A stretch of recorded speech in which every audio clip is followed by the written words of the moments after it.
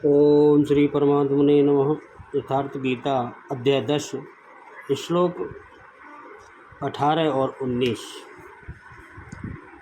विस्तरेणात्मनो योगं विभूतं च जनार्दन भूयं कत्य प्रत्यर्हि शृण्वतो नास्ति मे अमृतम्। अर्जुन ने कहा, श्री भगवान वाच अंतते कथयिष्यामि दिव्यात्मविभूतय प्राधान्यत कुरु श्रेष्ठ नास्त्यन्तो विस्तरस्य वे। अर्जुन बोले, हे जनार्दन, हे प्रभु, अपनी योग शक्ति को और विभूतियों को फिर भी विस्तार पूर्वक कहिए, क्योंकि आपके अमृतमय वचनों को सुनते हुए मेरी तृप्ति नहीं होती, अर्थात सुनने की उत्कंठा बनी ही रहती है कि आप और कुछ कहें और कुछ बताएं। श्री भगवान बोले, हे कुरुश्रेष्ठ, अब मैं जो मेरी दिव्य विभूतियां हैं उनको तेरे लिए प्रधानता से कहूँगा, क्योंकि मेरे विस्तार का तो अंत ही नहीं है। जो मुख्य मुख्य है वह मैं तुझको बताऊंगा। भगवान ने कहा, जब तक प्रवेश नहीं मिल जाता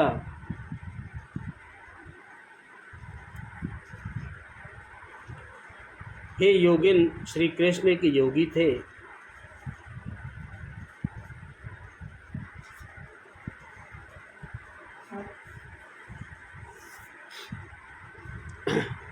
हे जनार्दन, अपनी योग शक्ति को और योग की विभूति को फिर भी विस्तार पूर्वक कहिए। आपकी योग शक्ति और आपकी योग विभूति संक्षेप में तो इसी अध्याय के आरंभ में कहा ही है, पुनः कहिए, क्योंकि अमृत तत्व को दिलाने वाले इन वचनों को सुनने से मेरी तृप्ति नहीं होती है। अर्जुन ने कहा। श्री रामचरितमानस में लिखा है, तुलसीदास जी ने, रामचरित ते सुनत अगाही रस विशेष जाना तिन नाही। जब तक प्रवेश नहीं मिल जाता तब तक उस अमृत तत्व को जानने की पिपासा बनी रहती है। प्रवेश से पूर्व रास्ते में ही यह सोचकर कोई बैठ गया कि बहुत जान लिया, तो उसने नहीं जाना, कुछ नहीं जाना। सिद्ध है कि उसका मार्ग अवरुद्ध होना चाहता है। इसलिए साधक को पूर्ति पर्यंत इष्ट के निर्देशन को पकड़ते रहना चाहिए और उसे आचरण में डालना चाहिए। अर्जुन की उक्त जिज्ञासा पर योगेश्वर श्री कृष्ण ने कहा, क्या कहा श्री भगवान ने? भगवान बोले, कुरुश्रेष्ठ अर्जुन, अब मैं अपनी दिव्य विभूतियों को, उनमें से प्रमुख विभूतियों को तुझसे कहूँगा, क्योंकि मेरी विभूतियों के विस्तार का कोई अंत नहीं है।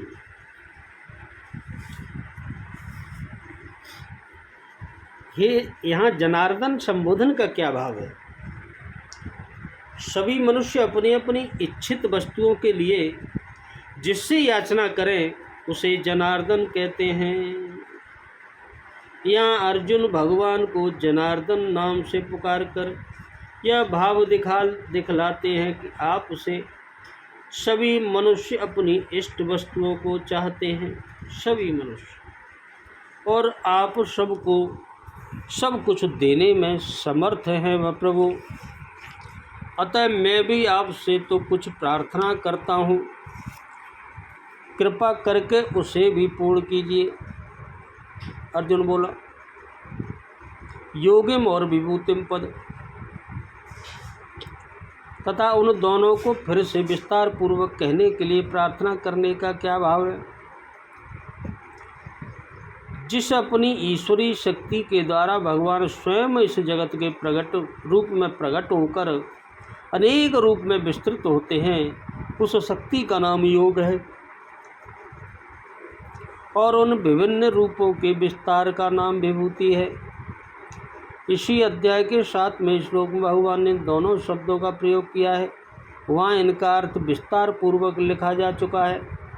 उस श्लोक में इन दोनों को तत्व से जानने का फल अविचल भक्ति योग की प्राप्ति होना बतलाया गया है।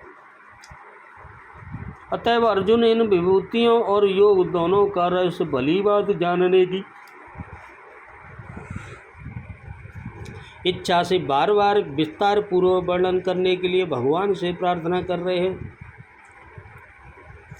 यहाँ अर्जुन के इस कथन का क्या अभिप्राय है कि आपके अमृतमय वचनों को सुनते सुनते मेरी तृप्ति नहीं होती। इससे अर्जुन का यह भाव दिखलाया है कि आपके वचनों में ऐसी माधुरी भरी है, उनसे आनंद की और सुधाधारा बह रही है, जिसका पान करते करते मन कभी अगाता ही नहीं। इस दिव्य अमृत का जितना ही पान किया जाता है, उतनी ही उसकी प्यास बढ़ती जा रही है। मन करता है कि यह अमीरस निरंतर ही पीता रहूं। अतः भगवान यह मत सोचिए कि मैं अमुक बात तो कहीं जा चुकी है अथवा बहुत कुछ कहा जा चुका है, अब और क्या कहें, बस दया करके यह दिव्य अमृत बरसाते ही रहिए, भगवान से बोले अर्जुन। अर्जुन के द्वारा योग और विभूतियों का विस्तार पूर्वक पूर्ण रूप से वर्णन करने के लिए प्रार्थना की जाने पर भगवान पहले अपने विस्तार की अनंतता बतलाकर प्रधानता से अपनी विभूतियों का वर्णन करने की प्रतिज्ञा करते हैं। कुरुश्रेष्ठ संबोधन का क्या भाव है? अर्जुन को कुरुश्रेष्ठ नाम से संबोधित करके भगवान ने यह भाव दिखलाया कि तुम कुरुकुल में सर्वश्रेष्ठ हो, इसलिए मेरी विभूतियों का वर्णन सुनने के अधिकारी हो। दिव्या विशेषण सहित आत्म विभूतिया पद का क्या भाव है? और सब को अब प्रधानता से कहूँगा, इसका क्या भाव है? जब सारा जगत भगवान का स्वरूप है, तब साधारणतया तो सभी वस्तुएं उन्हीं की विभूति हैं, परंतु ये सब के सब दिव्य विभूति नहीं है। दिव्य विभूति उन्हीं वस्तुओं या प्राणियों को समझना चाहिए जिनमें भगवान ने तेज दिया हो, बल दिया हो, विद्या दी हो, ऐश्वर्य दिया हो, कांति दी हो और शक्ति दी हो, आदि का विशेष विकास हो। भगवान यहाँ ऐसी ही विभूतियों के लिए कहते हैं कि मेरी ऐसी विभूतियाँ अनंत हैं, अतएव सबका तो पूरा वर्णन हो ही नहीं सकता। उनमें से जो प्रधान है, यहाँ मैं उन्हीं का वर्णन करूँगा। मेरे विस्तार का अंत नहीं है, इसका का भाव है। इससे भगवान अर्जुन के 18वें श्लोक में कही हुई उस बात का उत्तर दे रहे हैं जिसमें अर्जुन ने विस्तार पूर्वक पूर्ण रूप से विभूतियों का वर्णन करने के लिए प्रार्थना की थी। भगवान कहते हैं कि मेरी सारी विभूतियों का तो वर्णन हो ही नहीं सकता। मेरी जो प्रधान विभूतियाँ उनका भी पूरा वर्णन संभव नहीं है।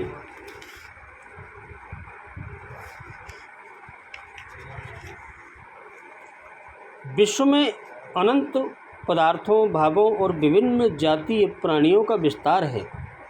इन सब का यथाविधि नियंत्रण और संचालन करने के लिए जगत सृष्टा भगवान के अटल नियम के द्वारा विभिन्न जाति, पदार्थों, भावों और जीवों के विभिन्न समष्टि विभाग कर दिए गए हैं और उन सब का ठीक नियमानुसार सृजन, पालन तथा संहार कार्य चलता रहे, इसके लिए प्रत्येक समष्टि विभाग के अधिकारी नियुक्त किए गए हैं। जैसे रुद्र, वसु, आदित्य, इंद्र, साध्य, विश्वदेव, मारुत, पितृदेव, मनु और सप्तऋषि आदि इन्हीं अधिकारियों की विभिन्न संज्ञाएँ हैं। इनके मूर्त और अमूर्त दोनों ही रूप माने गए हैं। ये सभी भगवान की विभूतियाँ हैं। सर्वे च देवा मनमो समस्ता सप्तर्षियो ये मनुषूनवश्च इंद्रस्य यो अयं त्रियशेषभूतो विष्णोरशेषमास्तु विभूतयस्ता। श्री विष्णु पुराण में सभी देवता, समस्त मनु और सप्त ऋषि तथा जो मनु के पुत्र और देवताओं के अधिपति इंद्र हैं, ये सभी भगवान विष्णु की ही विभूतियाँ हैं। इनके अतिरिक्त सृष्टि संचालनार्थ प्रजा के समष्टि विभाग में ये यथा योग्य निर्वाचन कर लिया जाता है। इस सारे निर्वाचन में प्रधानतया इसी को उन्हीं को लिया जाता है जिनमें भगवान के दिया हुआ तेज हो, शक्ति हो, विद्या हो, ज्ञान हो और बल हो आदि का विशेष विकास हो। इसलिए भगवान ने इन सबको अपनी विभूति बतलाया है। वायु पुराण के 70वें अध्याय में वर्णन आता है, महर्षि कश्यप के द्वारा जब प्रजा की सृष्टि हो गई तब प्रजापति ने विभिन्न जातीय प्रजाओं में से जो सबसे श्रेष्ठ और तेजस्वी थे उनको चुनकर उन जातियों का प्रजा का नियंत्रण करने के लिए उन्हें उनका राजा बना दिया। जैसे चंद्रमा को नक्षत्र ग्रह आदि का राजा बनाया, बृहस्पति को अंगरिषों का, शुक्राचार्य को भार्गवों का, विष्णु को आदित्यों का, पावक को वसुओं का, दक्ष को प्रजापतियों का, प्रहलाद को दैत्यों का, इंद्र को मरुतों का, नारायण को साध्यों का, शंकर को रुद्रों का, वरुण को जलों का, कुबेर को यक्ष राक्षस आदि का, शूलपाणि को भूत पिशाचों का, शूलपाणि, सागर को नदियों का, चित्ररथ को गंधर्वों का, उच्च श्रवा को घोड़ों का, सिंहों को पशुओं का, साण को चौपायों का, गरुड़ को पक्षियों का, शेष को डसने वालों का, बासुकी को नागों का, तक्षक को दूसरी जाति के सर्पों और नागों का, हिमवान को पर्वतों का,